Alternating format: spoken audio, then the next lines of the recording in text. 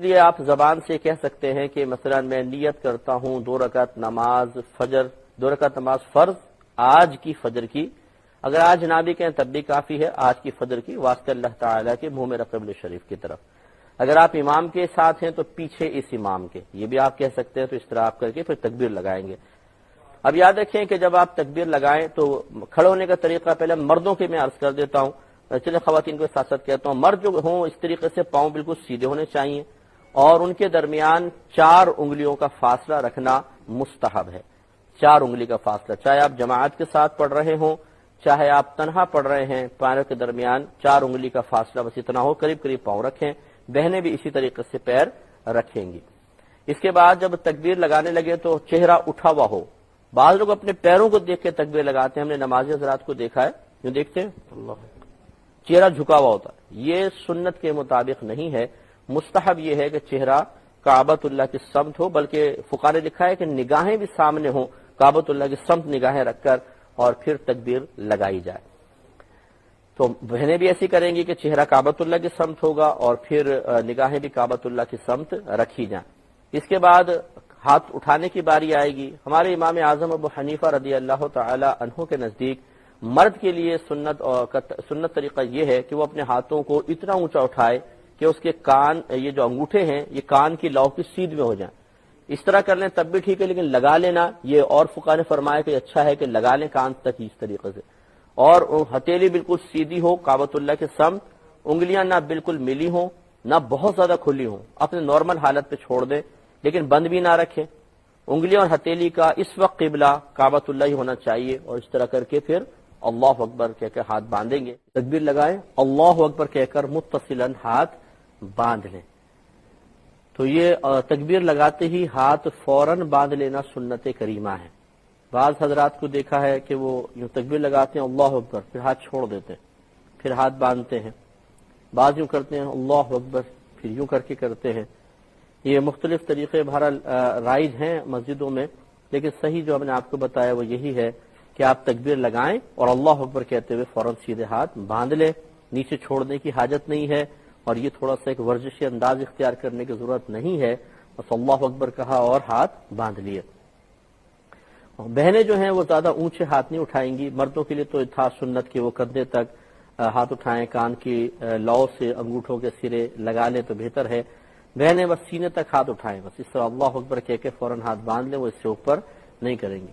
اور خواتین کے لیے ایک روایت کے مطابق سینے کے اوپر ہاتھ رکھنا سنت ہے، اور ایک روایت کے مطابق سینے کے بالکل نیچے ہاتھ رکھنا سنت کریمہ ہے، یعنی جو تعلیم شرع ہے وہ یہی ہے۔ اور مرد کے لیے افضل یہی ہے کہ وہ ناف کے نیچے اپنے ہاتھ باندھے، اگرچہ سینے پر ہاتھ باندھنا بھی نبی کریم صلی اللہ علیہ وسلم سے ثابت ہے، لیکن حضرت عبداللہ بن مسعود رضی اللہ تعالی عنہ کی احادیث کریمہ میں نبی کریم صلی اللہ علیہ وسلم کی عمر مبارکہ کے آخری ایام کا جو عمل منقول ہے وہ یہی ہے کہ آپ ناف کے نیچے ہاتھ باندھتے تھے، اور ادب بھی اس میں آپ دیکھیں زیادہ نظر آتا ہے، سینے پہ ہاتھ باندھنے میں اور نیچے ہاتھ باندھنے میں فرق ہے۔ تو بہنیں تو وہی اپنا جو ہم نے بتایا کہ سینے پر سینے کے نیچے ہاتھ باندھے، اور مرد حضرات کے لیے احناف کے نزدیک سنت یہی ہے کہ وہ ناف کے نیچے ہاتھ باندھے ادب کے ساتھ۔ بہنیں جو ہیں وہ جب ہاتھ رکھیں گی تو وہ انگلیاں ملی ہونی چاہیے، اس طرح ہاتھ بس اس طرح رکھیں، یہ پکڑے نہیں، انگلیاں کھولے نہیں، بس اس طرح ہاتھ رکھیں اوپر یہ۔ لیکن مرد کے لیے سنت کریمہ یہ ہے، یعنی سنت مستحبہ یہ ہے کہ اس طرح رکھیں کہ یہ جو آپ کی ہتھیلی ہے یہ یہاں پر آئے، اس کے جوڑ کے اوپر یہ ہتھیلی آنی چاہیے، اور یہ جو چھوٹی انگلی ہے اور انگوٹھا اس کا کلائی پر یہ حلقہ بنائیں، اور 3 انگلیاں یہ اس کے اوپر آنی چاہیے۔ یہ طریقہ صحیح نہیں ہے، یہ طریقہ صحیح نہیں ہے، بلکہ اس طریقے سے کہ 3 انگلیاں اوپر ہوں اور انگوٹھے اور یہ چھوٹی انگلی اور انگوٹھے کا حلقہ بنا لیں اس طریقے سے یہ، اور پھر اس کے ناک کے نیچے رکھیں، اور پھر سر جھکا کر اس مقام کو دیکھیں کہ جہاں پر حالت سجدہ میں ہماری پیشانی زمین پر لگے گی، یہ سنت کریمہ ہے۔ تو ہم نے آپ کو پچھلی دفعہ بتایا تھا تکبیر سے لے کر ہاتھ باندھنے تک کا طریقہ عرض کیا تھا کہ آپ ہاتھ باندھ لیں، اس کے بعد پھر آپ ثنا پڑھیں گے، سبحانک اللہم وبحمدک وتبارک اسمک وتعالی جدک ولا الہ غیرک۔ یہ پڑھنے کے بعد اگر آپ امام ہیں تو پھر اعوذ باللہ من الشیطان الرجیم بسم اللہ الرحمن الرحیم یہ دونوں اعوذ باللہ اور بسم اللہ یہ قراءت کے تابع ہیں، قراءت ہوگی تو یہ کرنا ہے، اگر قراءت نہیں ہے تو نہیں کرنا ہے۔ لہذا عند احناف کے نزدیک چونکہ مقتدی امام کے پیچھے قراءت نہیں کرے گا، تو جب قراءت نہیں تو جو اس کے تابع چیزیں ہیں وہ بھی نہیں، لہذا معلوم یہ ہوا کہ مقتدی صرف ثنا پڑھ کے خاموش ہو جائے گا، ایسا نہیں کہ وہ آگے اعوذ باللہ بھی پڑھے پھر بسم اللہ بھی پڑھے، یہ اس کے لیے خلاف سنت ہوگا۔ تو آپ کو میں نے بتایا کہ پہلے ثنا پڑھے گا، ہم امام مقتدی دونوں کو لے کے چلتے ہیں، جیسے امام ہے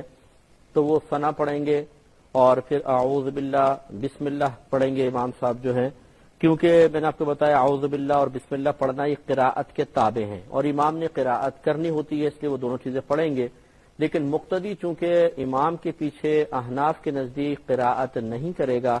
تو جب قراءت نہیں کرے گا تو جو چیز اس کے تابع ہے اسے بھی نہیں کرے گا، تو لہذا اعوذ باللہ اور بسم اللہ الرحمن الرحیم ہم نہیں پڑھیں گے۔ پھر امام صاحب جو ہیں الحمد شریف پڑھیں گے اور ہم خاموش رہیں گے۔ اب اگر وہ جیسے جہری نماز ہوتی ہے، فجر ہے اور مغرب ہے، عشاء ہے، یا جمعہ ہے یا عیدین ہے، تو امام صاحب جب الحمد شریف ختم کریں گے تو امام کے لیے بھی سنت ہے اور مقتدیوں کے لیے بھی سنت ہے کہ وہ آمین کہیں۔ ہاں ظہر اور عصر میں چونکہ ہمیں قرات سنائی نہیں دے گی تو پھر یہ سنت پوری نہیں کر سکتے ہیں۔ اب اس آمین میں اختلاف ہے کہ بلند آواز سے کہی جائے یا آہستہ کہی جائے۔ امام شافعی رحمۃ اللہ علیہ کے دلائل یہ ہیں کہ بلند آواز سے کہی جائے، جیسے کہ حرمین میں بھی اگر آپ جائیں گے تو جب امام وَلَضَّالِّينَ کہتے ہیں تو سب زور سے کہتے ہیں آمین، لیکن ہمارے عند الاحناف آمین کا آہستہ کہنا ہی سنت مبارکہ ہے۔ اس پہ دلائل بھی موجود ہیں، عقلی دلیلیں بھی ہیں، تو دلائل پہ ہم بعد میں گفتگو کر لیتے ہیں۔ پہلے میں تھوڑا سا اجمالی ہے کہ اس طرح طریقہ آپ کو عرض کر دیتا ہوں۔ تو خلاصہ کلام یہ ہے کہ الحمد شریف اگر مقتدی سن رہا ہے تو وہ اس کے بعد آمین کہے گا، سنت ہے، اور اگر نہیں سن رہا تو وہ نہیں کہہ سکے گا، لیکن امام کے لیے الحمد کے بعد آمین کہنا سنت ہے کیونکہ وہ تو الحمد پڑھ ہی رہا ہے۔ اس کے بعد پھر بسم اللہ الرحمن الرحیم پڑھنا امام کے لیے سنت ہے کیونکہ آگے سورت پڑھنی ہے، اور مقتدی چونکہ سورت نہیں پڑھے گا تو لہٰذا وہ اس کے تابع والی جو تابع چیزیں وہ بھی نہیں پڑھے گا، تو بسم اللہ الرحمن الرحیم نہیں پڑھیں گے۔ سورت پڑھنے کے بعد پھر امام صاحب اللہ اکبر کہتے ہوئے رکوع کریں گے، مقتدی بھی اللہ اکبر کہیں گے، یہ سنت کریمہ ہے۔ پھر رکوع کی تسبیحات امام صاحب بھی پڑھیں گے اور مقتدی بھی پڑھیں گے۔ کہ مرد کو چاہیے کہ جب وہ رکوع کرے تو پیر بالکل سیدھے ہونے چاہیے، ان میں اس طرح بینڈ نہ ہو، ہاتھ بالکل سیدھے ہوں، ان میں بھی کوئی اس طرح مڑے ہوئے نہ ہوں، کمر بالکل سیدھی ہو، سر بھی کمر کے سیدھ میں ہو، آگے سے جھکا ہوا نہ ہو، بالکل سیدھ میں ہونا چاہیے مرد کے لیے، اور دونوں ہاتھوں سے اپنے گھٹنوں کو اس طرح پکڑ لیں، یوں نہ ہو کہ اس طرح چاروں انگلیاں ایک طرف انگوٹھا ایک طرف، یہ غلط ہے، اور یہ اس طرح پنجوں کے اوپر انگلیاں ملا کے رکھ لی جائیں، گھٹنوں کے اوپر ملا کے رکھ لی جائیں، یہ بھی مرد کے لیے سنت نہیں ہے۔ مرد کے لیے سنت یہ ہے کہ وہ انگلیاں کو اچھی طرح پھیلائے اور اپنے گھٹنوں کو پکڑ لے، اور 3 بار کم از کم سبحان ربی العظیم آپ پڑھیں گے۔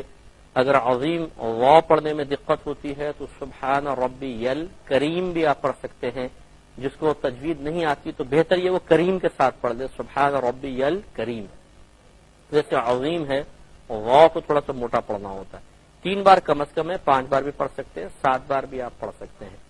اور دوران رکوع ہماری نگاہ پاؤں کی پشت پر ہونی چاہیے، یہ سنت کریمہ، یا اپنے انگوٹھوں پہ رکھیں، یہاں سے نگاہ ہٹنے نہ دیں تو انشاءاللہ وسوسے نہیں آئیں گے۔ بعض اوقات نماز پڑھتے ہوئے جب جماعت کے ساتھ نماز پڑھ رہے ہیں تو شیطان خیال ڈالتا ہے برابر والے کے پاؤں کو دیکھ، اس کے پاؤں کو دیکھ، اس وقت بڑا اپنے آپ کو روکنا چاہیے اور صرف اپنے پاؤں پہ نگاہ رکھیں، ساتھ والے کے پاؤں کیسے ہیں، انگلیاں کیسی ہیں، رنگ گورا ہے یا کالا ہے، اس کے پاؤں پہ میل ہے یا نہیں ہے، بال ہیں یا نہیں ہے، یہ چیزیں نہ دیکھیں، کیونکہ یہ شیطان اسی طرح انسان کو مشغول کر دیتا ہے کہ نماز کے دوران وہ کسی اور چیز کی طرف متوجہ ہو جائے اور موجودہ وقت کی برکات سے محروم رہے۔ اس لیے بڑے خلوص کے ساتھ اپنے پاؤں کی پشت پر نگاہ کو سختی سے جما کر رکھیں، دائیں بائیں نہ ہونے دیں۔ پھر امام کے لیے سنت ہے کہ وہ کہے سمع اللہ لمن حمدہ، اور مقتدی جو ہیں وہ اس کو نہیں کہیں گے سمع اللہ لمن حمدہ، بلکہ وہ کہیں گے ربنا لک الحمد یا پھر ربنا ولک الحمد، یہ بھی کہہ سکتے ہیں اللہم ربنا لک الحمد یا اللہم ربنا ولک الحمد۔ سب یہ چاروں طریقے سے جائز ہے۔ اور اس کے بعد پھر امام صاحب اللہ اکبر کہیں گے، جو سجدے میں جانے کے لیے تکبیر ہے، مقتدی بھی یہ تکبیر لگائیں گے کہ ان کے لیے بھی سنت ہے۔ ہم لوگ سجدے تک پہنچ چکے تھے، رکوع کا پورا طریقہ میں نے آپ کو بتایا۔ سجدے میں جب انسان جائے تو اللہ اکبر کہتے ہوئے ہم سجدے میں جائیں گے، اور سجدے میں جانے کا سنت کے مطابق مردوں کے لیے طریقہ یہ ہے، مرد جو صحت مند بھی ہو، مریض اور عورت کا طریقہ تھوڑا سا جدا گانا ہے، میں عرض کرتا ہوں کہ جو صحت مند آدمی ہے اس کے لیے طریقہ کار یہ ہے کہ سب سے پہلے جب وہ سجدے میں جانے لگے تو اپنے دونوں ہاتھ گھٹنوں پہ رکھے، اور آہستگی کے ساتھ گھٹنے دونوں پہلے زمین پر رکھے گا، لیکن ایسا نہیں ہے کہ زور سے دھماکے سے زمین پر رکھے، یہ خلاف سنت ہے۔ آرام سے زمین پر رکھیں، پہلے دونوں ہاتھ گھٹنے پہ رکھے، دونوں گھٹنے زمین پر، پھر دونوں ہاتھ زمین پر، اور اس کے بعد ناک، اس کے بعد پیشانی۔ تو سب سے پہلے گھٹنے آہستگی سے رکھیں گے، اس کے بعد دونوں ہاتھوں کی کیفیت سجدے کے اندر یہ ہوگی کہ تمام انگلیاں قبلہ رو ہوں، اور ان کو اپنے حال پر چھوڑ دیں، نہ بہت ملائیں نہ بہت زیادہ کھولیں، اپنے حال پر جیسے عام نارمل حالت میں ایسے رکھیں۔ اس کے بعد ناک اور پھر پیشانی رکھیں گے، اور یہ ہاتھ اس طرح ہونے چاہیے کہ ان کے انگوٹھے کا جو سرا ہے سمجھ لیجئے یہ کان کی لو کی سیدھ میں زمین پر ہو، اور ناک کی خالی نوک نہ لگے بلکہ ناک کی جو یہ سخت ہڈی ہوتی ہے یہ تھوڑی زمین پر لگنی چاہیے، لیکن صرف لگنی چاہیے، یہ نہیں کہ اس کو اتنے زور زور سے دبائیں کہ ناک ہی ٹیڑھی ہو جائے، یا یہ سامنے کی ہڈی جو ہے وہ اتنے زیادہ دبائیں کہ چپٹی ہو جائے بالکل، تو یہ مبالغہ آرائی بھی بعض اوقات مسائل نہ سمجھنے کی بنا پر ہوتی ہے۔ اور اس کے بعد پھر پیشانی زمین پر رکھیں گے۔ پیروں کی کیفیت یہ ہوگی، نبی کریم صلی اللہ علیہ وسلم کے بارے میں مسلم شریف میں واضح طور پہ موجود ہے کہ جب آپ سجدہ فرمایا کرتے تھے تو آپ کے 10 انگلیوں کا رخ قبلے کی طرف ہو جایا کرتا تھا، یعنی پیروں کی 10 انگلیوں کو آپ موڑ کر قبلہ رو کر دیا کرتے تھے، اس لیے یہی طریقہ سب سے بہتر ہے۔ اور چونکہ یہ نبی کریم صلی اللہ علیہ وسلم کا ایک دائمی طریقہ ثابت ہوا، لہذا علماء کرام نے بیان فرمایا کہ جیسے یہ انگلی ہے، مثلا یہ پاؤں کی انگلی ہے، اس کے نیچے جتنا حصہ اس کو پیٹ کہتے ہیں، پیٹ، انگلی کا پیٹ، تو چونکہ نبی کریم صلی اللہ علیہ وسلم کی 10 انگلیاں مڑ کر قبلہ رو ہو جایا کرتی تھیں اور یہ اکثر آپ کا عمل ثابت ہوا، تو اس کو پھر فقہائے کرام نے بڑی اہمیت دی ہے کہ اس کا مطلب یہ ہوا کہ یہ کوئی معمولی چیز نہیں ہے، پاؤں کی انگلیوں کا زمین پر لگنا بھی ایک بہت ہی اہم شے ہے، اسی وجہ سے نبی کریم صلی اللہ علیہ وسلم نے اس کا اہتمام فرمایا۔ لہذا پھر فقہا نے جب تمام جزیات کا مطالعہ کیا تو نتیجہ نکالا کہ 10 انگلیوں میں سے کم از کم ایک انگلی کا پیٹ زمین پر لگنا فرض ہے، ہم پیر کی بات کر رہے ہیں، ہاتھوں کے نہیں، ایک انگلی کا پیٹ زمین پہ لگنا فرض، دونوں پیروں کی 3 انگلیوں کا پیٹ زمین پہ لگنا واجب، اور 10 کی 10 انگلیوں کا پیٹ زمین پہ لگ جانا سنت کریمہ ہے۔ لہذا معلوم ہوا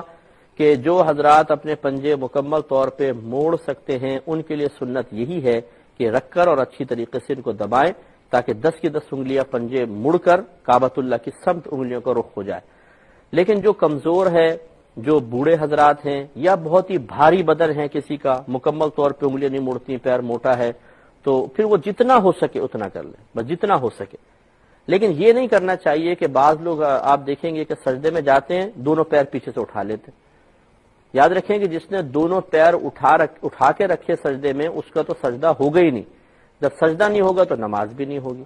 اسی طرح بعض صرف انگلیوں کے سرے رکھتے ہیں، یوں اس طرح سرے، صرف انگلیوں کے سرے، ہلکا سا یوں انگوٹھا رکھا ہوتا ہے، باقی انگلیاں یوں ٹیڑھی میڑھی ہوتی ہیں، صرف انگوٹھا رکھا ہوا ہے، یہ بھی طریقہ بالکل غلط ہے۔ کوشش یہی کریں کہ آپ رکھ کر تھوڑا سا اس کو دبائیں جہاں تک ہو سکتا ہے، آسانی کے ساتھ، زبردستی کی ضرورت بھی نہیں ہے، لیکن جہاں تک ہو سکے بالکل دبا کر پڑھے تاکہ فرض واجب شرط وغیرہ پوری ہو۔ تو آپ کی خدمت میں عرض کر رہے تھے کہ جب انسان سجدے میں جائے تو اسے کوشش یہ کرنی چاہیے کہ اپنے پیروں کی 10 انگلیوں کو موڑ کر ان تمام کا رخ قبلے کی سمت کر دے۔ اگر 10 انگلیاں نہیں موڑ سکتی، جتنا حد تک وہ پاؤں کو دبا سکتا ہے دبائے۔ ہاں جو مجبور ہے وہ معذور ہے، تو شریعت نے اس کو پھر رعایت دی ہے۔ اگر کوئی ایسے ہیں کہ بہت ہی بھاری بدن ہے، پاؤں پنجے مڑتے ہی نہیں ہیں، اس میں پھر اگر سیدھی بھی انگلی کھڑی کریں گے تو انشاءاللہ ان کا سجدہ ہو جائے گا، اللہ تعالیٰ قبول فرمائے گا۔ لیکن یہ جو حضرات کرتے ہیں کہ پاؤں دونوں کے دونوں اٹھا لیتے ہیں، یہ بالکل غلط ہے، اس طریقے سے نہیں کرنا چاہیے۔ تو یہ اچھا، اب سجدے میں ہونا ہی چاہیے کہ آپ نے سب سے پہلے ہم صحت مند اور مرد کے بارے میں عرض کر رہے ہیں کہ پہلے دونوں گھٹنوں پہ ہاتھ رکھیں، پھر نرمی سے دونوں گھٹنے زمین پر، پھر دونوں ہاتھ، پھر ناک، پھر پیشانی، اور پیروں کی 10 انگلیوں کو موڑ کر قبلہ رو کر لیا جائے۔ اور مرد کے لیے سنت مبارکہ یہ ہے کہ اس کی پنڈلیاں زمین سے تھوڑی اونچی ہوں اور رانے پنڈلیوں سے جدا ہوں، پیٹ رانوں سے جدا ہو، اور یہ بازو جو ہیں یہ تھوڑا سا پھیل کے وہ سجدہ کرے، لیکن ایسا بھی نہ کرے جماعت کے اندر کہ یہ پھیلایا ایک آدمی ادھر گیا بیچارہ ایک ادھر گیا، یہ غلط طریقہ ہے۔ تو پھر آدمی سمٹ بھی سکتا ہے کیونکہ پڑوسی کا بھی لحاظ کرنا ہوتا ہے، لیکن جب تنہا نماز پڑھ رہے ہوتے ہیں تو پھر اچھی طریقے سے پھیل کر سجدہ کرنا مرد کے لیے سنت کریمہ ہے۔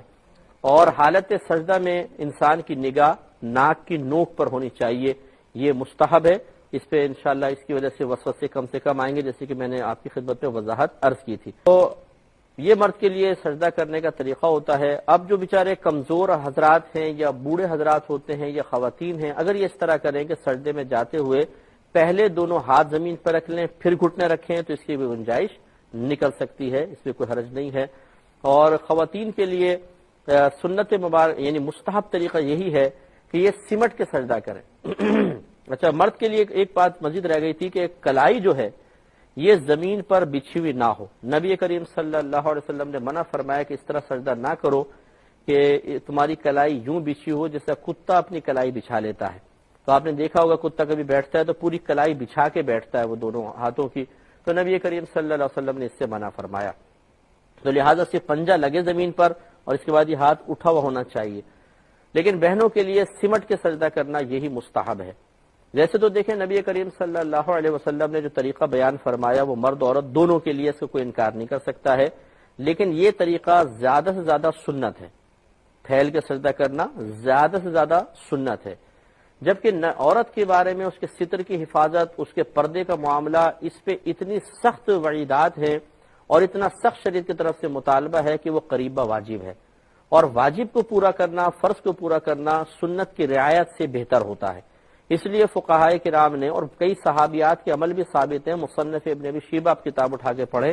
کہ سمٹ کے سجدہ کرنے کا بالکل حکم بھی ہے، اور خواتین سے ثابت ہے صحابیات سے کہ وہ سمٹ کے سجدہ کیا کرتی تھی۔ تو لہٰذا پھر عورتوں کے لیے حکم یہی ہے کہ وہ سمٹ کے سجدہ کریں، بہت پھیل کے مردوں کی طرح سجدہ نہ کریں۔ اس میں آپ کی خدمت میں سجدے کے بارے میں عرض کر رہے تھے کہ اگر خواتین سجدہ کریں تو یہاں دو چیزیں ہیں۔ اگر وہ مردوں کی طرح سجدہ کرتی ہیں تو زیادہ سے زیادہ سنت کی ادائیگی ہے، اس کو سب سنتی مانتے ہیں، کوئی فرض یا واجب نہیں کہتا کہ مردوں کی طرح پھیل کے سجدہ کرنا کوئی فرض ہے واجب ہے، زیادہ سے زیادہ سنت ہے۔ اور عورت کا پردہ کرنا، عورت کے لیے ستر کی حفاظت، اور اس کے علاوہ اور بہت ساری ایسی چیزیں جن میں عورت کی کوئی بے پردگی کا معاملہ ہو، ان چیزوں سے بچنا عورت کے لیے فرض یا واجب کا سا درجہ رکھتا ہے، اور بہت زیادہ اس پہ شدت بھی کی گئی ہے، شریعت کی طرف سے وعیدات بھی بیان کی گئی ہیں۔ لہٰذا جب بعض صحابیات کا ایسا عمل بھی ثابت ہے، جیسے میں نے آپ کو کتاب کا حوالہ دیا کہ مصنف ابن ابی شیبہ میں آپ دیکھیں، اور یہ بڑے پائے کے عالم ہیں، بہت بڑے محدث ہیں، اور امام بخاری رحمۃ اللہ علیہ کے اساتذہ میں ان کا شمار ہوتا ہے۔ انہوں نے اپنی کتاب میں جب اس قسم کی روایات ڈالی ہیں کہ عورتوں نے سمٹ کے بھی سجدے کیے ہیں، تو پھر بہتر یہ ہے کہ خواتین سمٹ کے سجدہ کریں۔ اس لیے بہنیں جو ہیں جب وہ سجدے میں جائیں تو چونکہ ان کا جسم نازک ہوتا ہے، وہ اگر دونوں گھٹنوں پہ ایک دم زور دیں گی تو تکلیف بھی ہو سکتی ہے، اس لیے عورت کے لیے اجازت ہے کہ وہ آرام سے بیٹھ کر پہلے دونوں ہاتھ رکھ لیں پھر گھٹنا رکھ لیں، اس میں کوئی حرج نہیں ہے۔ اور اس کے بعد پھر وہ اپنی پیشانی رکھیں، ناک رکھیں اور پیشانی رکھ لیں، اور بالکل سمٹ کا سجدہ کریں۔ ان کے لیے اگر کلائی بچھ بھی جاتی ہے تو اس میں کوئی حرج نہیں ہے، کیونکہ سمٹنے میں ایسا معاملہ ہو جائے گا۔ اور وہ اپنے پیٹ رانوں سے ملا دیں، رانے اپنی پنڈلیوں سے ملا دیں، پنڈلیاں زمین سے ملا دیں، اور دونوں پیروں کو ایک جانب نکال دیں، تب وہ اور سرین پہ بیٹھ کے وہ سجدہ کریں۔ اور یقینی سی بات ہے کہ جب وہ ایک جانب پاؤں نکالیں گی تو اپنے پیر کی انگلیاں موڑ نہیں سکیں گی، تو ان کے لیے اس کی بھی رعایت ہے کہ یہ پیر کی انگلیاں موڑے بغیر بھی، ہاں پنجہ ان کا زمین پہ بس لگے تو اتنا ہی کافی ہے۔ تو آپ کی خدمت میں ہم عرض کر رہے تھے کہ بہنوں کو چاہیے کہ بالکل سمٹ کے سجدہ کریں، لہذا یہ اپنی پیشانی زمین پہ رکھیں، ناک بھی زمین پہ رکھیں، کلائیاں زمین پہ بچھیں اور بچھانی پڑیں گی، کیونکہ جس انداز سے ان کا سجدہ ہوتا ہے ہاتھ اٹھانا مشکل ہوتا ہے۔ اور پھر یہ ایک طرف سرین پر بیٹھ کے سجدہ کریں اور دونوں پیر ایک طرف نکال دیں، یہ اس میں حیا زیادہ ہے، پردہ زیادہ ہے۔ ایک عورت پھیل کے سجدہ کرے مردوں کی طرح، آپ اگر کسی کی نگاہ اس پر پڑ جائے، اور ایک عورت سمٹ کے سجدہ کرے، تو آپ غور کر لیں کہ ستر کی حفاظت، پردہ اور شرم و حیا کا زیادہ اظہار کس صورت میں ہے۔ تو اس لیے فقہائے اسلام نے، بڑے بڑے فقہا ہیں، اور صحیح بات ہے کہ دین کا ایک بہت بڑا حصہ ان فقہا سے ہم تک پہنچا ہے۔ وہ خدا نخواستہ ایسا نہیں تھے کہ وہ صاحب تقوی نہ ہو، پرہیزگار نہ ہو، متقی نہ ہو، ان میں شرم و حیا نہ ہو، اور شریعت کی پاسداری کا وہ لحاظ نہ کرتے ہوں، ایسی بات نہیں ہے۔ وہ تمام اچھے اوصاف کے حامل تھے، اور انہوں نے بہت سوچ سمجھ کے یہ معاملات ذکر فرمائے ہیں۔ لہذا بہنوں کو چاہیے کہ وہ سمٹ کے ہی سجدہ کریں، یہی ان کے لیے افضل اور مستحب۔ لہذا بہنیں جب سجدے میں جائیں تو وہ اپنے دونوں گھٹنوں کو پہلے زمین پر نہ لگائیں، کیونکہ اس سے ان کے گھٹنوں پہ ایک دم زور پڑے گا، اور عورت کے گھٹنے کمزور ہوتے ہیں، اس میں تکلیف کا اندیشہ ہو سکتا ہے۔ تو آرام سے بیٹھیں، بیٹھنے کے بعد پھر دونوں ہاتھ یعنی پہلے سرین پہ بیٹھ جائیں، اور یا آرام سے گھٹنے رکھ لیں، پھر اس کے بعد دونوں ہاتھ پھر اپنی ناک اور پھر پیشانی رکھ لیں، اور سمٹ کے سجدہ کریں کہ ان کے ہاتھ جو ہیں وہ بالکل جسم سے ملے ہوئے ہوں، پیٹ رانوں سے اور رانے پنڈلیوں سے اور پنڈلیاں زمین سے ملی ہوئی ہوں، اور یہ اپنے پنجے کھڑے نہ رکھیں بلکہ یہ ایک طرف نکال دے دونوں پیر، جس کو تورک کہتے ہیں۔ تو اس سے زیادہ ستر کی حفاظت ہوگی، اور یقینی سی بات ہے جب ایک طرف پاؤں نکال کر وہ سجدہ کر رہی ہوں گی تو پھر انگلیوں کے پیٹ وغیرہ کا معاملہ ان کے ساتھ نہیں ہو سکتا ہے۔ ایسی مرد حضرات کے لیے حکم یہ ہے کہ جب وہ سجدے میں ہوں تو اپنی کلائیاں زمین پر نہ بچھائیں، لیکن بہنیں جب اس طرح سمٹ کے سجدہ کریں گی تو ہاتھ اٹھ نہیں سکتے ہیں، تو اس کا مطلب ہے کہ کلائیاں اگر بچھی بھی رہ گئی تو انشاءاللہ اس میں کوئی پرابلم نہیں ہے، کیونکہ عورت کی ستر کی حفاظت اس سنت کی ادائیگی سے کہیں زیادہ افضل اور اولا ہے، اور وہ بھی کوئی انسان اس کا انتخاب نہیں کر رہے، اللہ تبارک و تعالیٰ اور اس کے رسول کریم صلی اللہ علیہ وسلم کے کثیر مقامات پر واضح اشارے، صریح اشارے اس چیز کی دعوت دے رہے ہیں کہ اس طریقے سے معاملہ کیا جائے۔ پہلا سجدہ کرنے کے بعد پھر اللہ اکبر کہتے ہوئے بیٹھیں گے۔ دو سجدوں کے درمیان بیٹھنا جلسہ کہلاتا ہے، اور یہ کم از کم ایک بار سبحان اللہ کہنے کی مقدار ہونا چاہیے۔ تو اللہ اکبر کہتے ہوئے سیدھے بیٹھے، تھوڑی دیر ٹھہرے، پھر اللہ اکبر کہتے ہوئے اگلے سجدے میں چلے جائیں اور اسی طرح سجدہ کر لیں۔ اب اس کے بعد پھر اللہ اکبر کہتے ہوئے دوسری رکعت کے لیے اٹھنا ہوگا۔ تو میں آپ کی خدمت میں عرض کر رہا تھا کہ پہلا سجدہ مکمل کیا، اب اللہ اکبر کہتے ہوئے اگلی رکعت کے لیے اٹھنا ہے۔ مرد حضرات جو صحت مند جیسے ہم نے عرض کیا تھا ان کے لیے طریقہ یہی ہے کہ پہلے وہ پیشانی اٹھائیں، پھر ناک، اس کے بعد دونوں ہاتھ اٹھا کر انہیں گھٹنوں پہ رکھ دیں، اور پھر گھٹنے اٹھائیں، اور پنجوں کے بل کھڑا ہونا سنت کریمہ ہے۔ پنجوں کے بل یعنی ایڑی وغیرہ نہ لگے، صرف پنجوں پہ انسان کھڑا ہو، یہ سنت مبارکہ ہے۔ تو پہلے پیشانی اٹھائیں، پھر ناک اٹھائیں، پھر دونوں ہاتھ اٹھا کر انہیں دونوں گھٹنوں پہ رکھ دیں، پھر دونوں گھٹنے اٹھائیں اور پنجوں کے بل کھڑے ہو جائیں۔ جس کو یہ عادت نہیں ہوتی پہلے پہل، وہ کبھی کبھار آگے وہ گر جاتا ہے، جھٹکا کھاتا ہے، اس کو پریشانی ہوتی ہے، تو آہستہ عادت بن جائے گی۔ گھر میں جب آپ نمازیں پڑھیں یا سنت وغیرہ پڑھیں تو تھوڑا سا پریکٹس کرتے رہیں، تو انشاءاللہ پنجوں پر کھڑے ہونے کی سنت مبارکہ کا بھی ثواب حاصل ہو جائے گا۔ اور یہ یاد رکھیں کہ جب انسان کھڑا ہوتا ہے اس میں اللہ اکبر کہتے ہوئے آپ کھڑے ہوئے، اور اس کے بعد پھر آپ اگلی رکعت کے لیے آ جائیں گے۔ لیکن اگر کوئی بیمار ہے یا خواتین ہیں جیسے، تو وہ اتنی ترتیب تو رکھیں کہ پہلے اپنی پیشانی اٹھائی، پھر ناک اٹھائیں، اس کے بعد پھر وہ ہاتھ اٹھا کے گھٹنوں پہ نہ رکھیں بلکہ ہاتھ زمین پہ رہنے دیں اور گھٹنے اٹھا لیں، اور پھر ہاتھوں کے بل مطلب اٹھیں۔ جسے بعض اوقات چھوٹے بچے اس طرح ہاتھ رکھ کے گھٹنے ہٹا لیتے ہیں، اس میں یہ ہے کہ ہاتھوں پہ ذرا طاقت آ جاتی ہے، گھٹنے بعض اوقات کمزور ہوتے ہیں، وزن برداشت نہیں کر رہے ہوتے، تو اس طریقے سے اٹھ سکتے ہیں۔ تو خلاصہ کلام یہ ہے کہ سنت طریقہ وہی ہے جو پہلے عرض کیا، لیکن اگر کسی کے ساتھ کوئی صحیح عذر ہے تو وہ اس طریقے کو تھوڑا بہت اپنے ضرورت کے مطابق بدل سکتا ہے، اس میں ترمیم کر سکتا ہے، اور اللہ تبارک و تعالیٰ کی ذات بڑی رحیم و کریم ہے، وہ لوگوں کے اعذار قبول فرمانے والا ہے۔ کھڑے ہو گئے، اگلی رکعت پڑھیں، اسی ترتیب کے ساتھ پھر آپ نے رکوع کیا، پھر سجدہ کیا۔ اب اس کے بعد تشہد میں بیٹھنا ہے۔ اس کا طریقہ یہ ہوتا ہے کہ جب مرد حضرات کے بارے میں عرض کر رہا ہوں کہ جب وہ تشہد میں بیٹھیں تو الٹا پیر بچھا کے الٹے پیر کے اوپر بیٹھ جائیں، اور سیدھا جو پنجہ ہے وہ کھڑا رکھیں، اور اس کی تمام انگلیاں مڑ کر کعبۃ اللہ کی سمت ہو جائیں، یہ سنت کریمہ ہے۔ اور اپنے دونوں ہاتھوں کو اس طرح رکھیں جیسے گھٹنے ہیں، یہ گھٹنے ہوتے ہیں جیسے، تو اس کے کنارے کے اوپر دونوں یعنی انگلیوں کا سرا ہے، یہ بالکل نیچے نہ لے جائیں، بہت ہی پیچھے نہ رکھیں، مستحب ہے کہ گھٹنوں کے کنارے پر دونوں اپنے ہاتھ ہوں، انگلیاں اپنی حالت پہ چھوڑ دیں، نہ بہت ملائیے نہ بہت زیادہ کھولیں، اور اس طریقے سے آپ سیدھے بیٹھ کر، اور کمر بالکل سیدھی ہونی چاہیے، اور نگاہ گود پر رکھیں، یہ سنت کریمہ ہے۔ اس کے بعد پھر التحیات پڑھیں گے، پھر درود ابراہیمی پڑھیں گے، پھر دعا پڑھیں گے، اور پھر سلام پھیریں گے۔ تو جب تک اب تشہد جب پڑھ رہے ہوتے ہیں تو پھر ہم انگلی اٹھاتے ہیں، تو اشہد اللہ پہ انگلی اٹھائیں گے اور الا اللہ پہ گرائیں گے۔ اس کے ہاتھ باندھنے کا طریقہ یہ ہوتا ہے کہ جو آخری کی 2 انگلیاں ہیں اسے آپ ہتھیلی سے ملا لیں اس طریقے سے، اور یہ انگوٹھا اور 20 کی انگلی اس کا ایک حلقہ بنا لیں،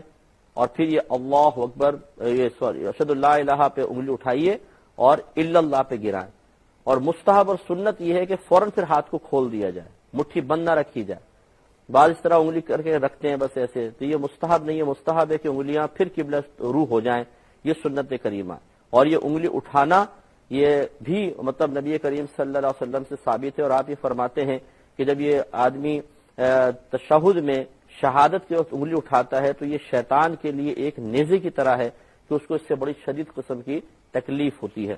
لیکن یوں نہیں کرنا چاہیے، بعض اٹھا کے یوں ہلاتے رہتے انگلی، یہ صحیح نہیں ہے۔ بس آپ نے ایک دفعہ اٹھائی، اشہد اللہ الہ پہ اٹھائیں، الا اللہ پہ گرائیں اور ہاتھ کو کھول دیں، یہی سنت مبارکہ ہے، مستحب طریقہ یہی ہے۔ جب سلام پھیریں تو اچھا بہنیں کس طرح بیٹھیں گی، یا کوئی جو بیچارہ معذور ہے، کمزور آدمی ہے، تو بہنیں تورک کریں۔ تورک کا مطلب ہوتا ہے کہ اپنے لیفٹ پہلو پر ٹیک لگانا اور دونوں پیر ایک طرف نکال دینا۔ تو بہنیں دونوں پیر ایک طرف نکال کر بیٹھے ویسے ہی گھٹنا موڑ کر دونوں پیر ایک طرف نکالیں اور اپنے دونوں ہاتھ اپنے گھٹنوں پہ رکھیں، اور زیادہ آگے نہ کریں بلکہ یہ ملا کر سمٹ کے کریں، اور اسی طریقے سے پھر یہ بھی تشہد وغیرہ پڑھیں۔ آخر میں جب سلام پھیرنا ہوتا ہے تو السلام علیکم ورحمۃ اللہ کہیں گے، اور سیدھی جانب کندھے کو دیکھنا سنت کریمہ ہے، اور اسی طرح الٹی جانب بھی۔ جب آپ جماعت میں نماز پڑھ رہے ہیں، اگر آپ امام کے پیچھے ہیں تو امام کو بھی سلام کرنے کی نیت کر لیں، سیدھے ہاتھ پہ جو نمازی ہیں ان کو بھی، جو جنات ہیں فرشتے ہیں جو ہمیں نظر نہیں آ رہے ان کو بھی سلام کرنے کی نیت کر لیں۔ اسی طرح الٹی طرف بھی کی جاتی ہے۔ اب سنت یہ ہے کہ اپنے سیدھے کندھے پہ نگاہ ہو، سلام پھیرتے ہوئے سیدھے کندھے پہ نگاہ ہو۔ بعض ہمارے بھائی پوری صف کو دیکھتے ہیں، وہ آگے نکل جائیں گے، ادھر کو دیکھیں گے ادھر کو دیکھیں گے، تو اتنے آگے نکلنے کی حاجت نہیں ہے، اور تو سنت کے مطابق بس اپنے کندھوں کو دیکھیں، سنت انشاءاللہ ادا ہو جائے گی۔